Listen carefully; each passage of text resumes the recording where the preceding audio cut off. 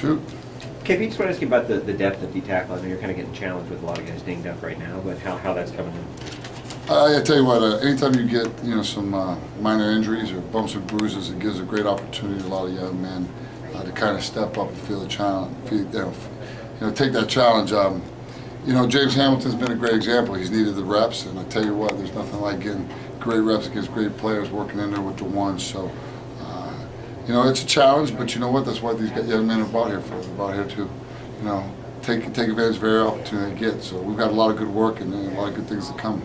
We've heard a lot about Hamilton really since the scrimmage Saturday. Is he in a position where he'll be suiting up first week, or?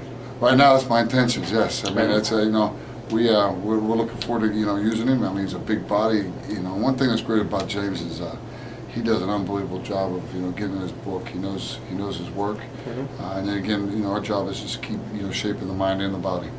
He looks like he's really changed his body over the last year. What have you seen in him?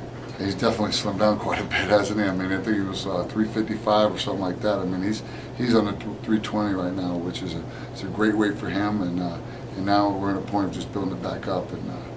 But he's done an exceptional job not only working out but also his dieting, and it's shown out there on the field a little bit. He was hurt most of spring. I mean, I don't remember seeing him in practice after working at practice. But he had the mental advantage of having been in here since January. Do you see that now? I mean, look at it, it's 2 weeks. I mean, he's really been out there for 2 weeks. Yeah. I mean, you can see the wall coming at him a little bit quicker, as I say.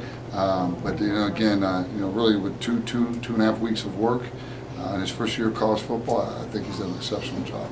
With the injuries to the DTs, who else has kind of stepped up to maybe push for playing time? I'll start off really with one of our starters, Luke Sager. I mean, he's not only nailed down done a great job with nose, but his versatility playing three, and really technically he can play end as well. To me, it starts with that. Having versatility like that, enables you to play guys in certain positions and move him around, and that's probably been the key. One of the biggest things that has happened this camp is his versatility. But a lot of guys have really done a great job. Clavion's been doing a good job, and he's playing a little bit of a three technique and in, and and it's a tribute to his work off the field as well, of getting his mind in the books and really knowing his job. He was DN and moved over, could he see time on both sides? No doubt. No doubt. That's a young man again. Sometimes when you recruit certain types of players, you're looking for those ends, three techniques. Those tackles, noses. That kind of be a little versatile there, and that's kind of what Clay fits. What do you see ahead in the next 10 days for Corey Grissom?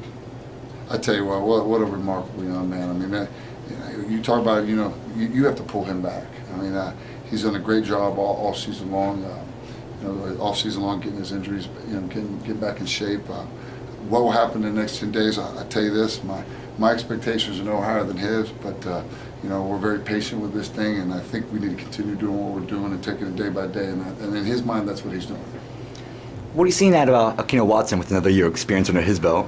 He's definitely grown. That first year, he kind of looked like a lost child at times, but he's been banged up here and there and been out. But he knows his assignments, he knows his responsibilities, he knows how to carry out the fundamental techniques, and that's been his biggest growth. From year one to year two.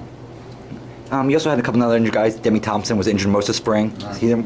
What has he been coming in camp? Came out of the blocks this camp. I mean, unbelievable. Did a great job, and he'll continue to do so. He'll be back out there here soon, and we're looking forward to getting him back out and dressed, because again, he had a great start of camp. I mean, he was literally up there at the top, top of the class as far as in the two deep. So we're looking forward to getting him back out there full go.